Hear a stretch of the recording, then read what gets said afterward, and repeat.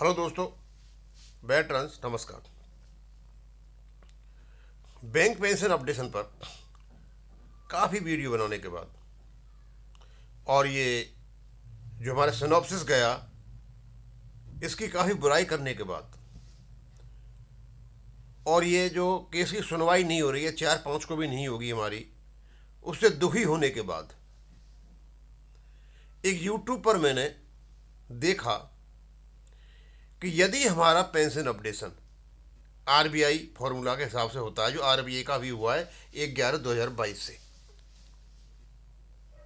नाबार्ड का भी हुआ है, पब्लिक सेक्टर जनरल कंपनी का भी हुआ है, वो फॉर्मूला वहीं से लिया गया है और इन्होंने यह डाल दिया कि भाई यदि ऐसा होता है तो आपका 1/11/2022 से किस प्रकार से पेंशन अपडेशन होगा।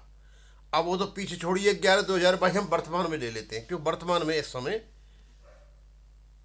अगस्त 2026 में 12th बाई पार्टनर सेटलमेंट में 25.07 कुछ ऐसा परसेंट डीए है। अब वो तो है 25% डीए मान लीजिए आप। और यदि हम चलते 5 वेतन, 5 BPS, 6 BPS, 7 BPS, 8 BPS, 9th, 10th, 11th, तो इनमें कुछ मल्टीप्लिकेशन फैक्टर दे रखे हैं। जैसे ये दे रखा है 5वें का, तो दे रखा है 28.5, 28.25, और उसके बाद 6वें का दे रखा है 13.38, और ये दे रखा है आपका 7th बीपीएस का दे रखा है 8.32, 8 का दे रखा है 6.27, 9th का दे रखा है 4.07, 6 और 12th का दे रखा 10th का दे रखा है 2.31, और 11th का दे रखा है ये। और 12th में तो आपको पता ही है का उनका तो अभी चल रहा है, उनका 12th पार्ट सेटलमेंट हुआ था। तो अपनी जो बेसिक पे है, जो भी आपकी है, उसको आप इस मल्टीप्लिकेशन फैक्टर से गुणा कर लो, और उसके बाद आप इसे गुणा करने के बाद 25% उसका डीए निकाल लो और जोड़ दो। ये आपकी मतलब सैलरी बनेगी।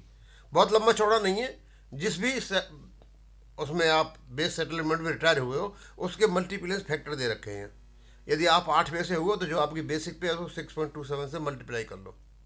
9th से आप गए हो तो 4.07 से कर लो। अब इसको मैंने देखा गुणा भाग करके, तो इंक्रीमेंट तो ठीक हो रहा है। अब ये पता नहीं होगा या नहीं होगा।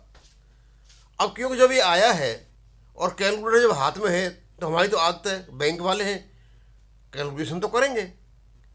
तो आप भी कैलकुलेशन कर लीजिए, हो सकता है थोड़ी सी खुशी मिल जाए। अब आगे आने वाला क्या है वो तो बाद में पता चलेगा, लेकिन क्योंकि कैलकुलेशन इस प्रकार है तो चलो एक सर्कुलेट ही कर देते हैं हमारे लोगों के बीच में। तो आप भी नोट करके बैठ लो। अब क्या होके आएगा, क्या होके नहीं आया, तो बाद में पता चलेगा, सुनवाई ही नहीं हुई है। तो दोस्तों, ये छोटा सा वीडियो बनाऊंगा, बहुत ज़्यादा नहीं खींचूंगा इसको, कि आपकी जो बेसिक पे है और आपके जो बीपीएस है, आपका बेस सेटलमेंट जिससे भी आप रिटायर हुए हो, उसके सामने यहाँ मल्टीप्लिकेशन फैक्टर दे रखे हैं। अपनी बेसिक पे को उसे मल्टीप्लाई करके बेसिक पे बना लो और उसका 25% कर लो, आपका वर्तमान में आ जाएगा और आपका निकल जाएगा। जो अंतर आएगा आप जो मिल रहा है और जिससे बनता है वो आपका अंतर होगा। अब ये जो कुछ भी है, जिसने भी बनाया है बहुत काफ़ी मेहनत करके बनाया हुआ है। अब होगा क्या, ये तो आपका कोर्ट में जो केस चला उसके बाद होगा, लेकिन एक आइडिया है कि यदि ये होता है तो ये होगा। अब इसको ज़्यादा नहीं खींचूंगा, बहुत हल्का सा है, सिंपल सा है, यहीं ख़त्म करूँगा। थैंक यू, धन्यवाद।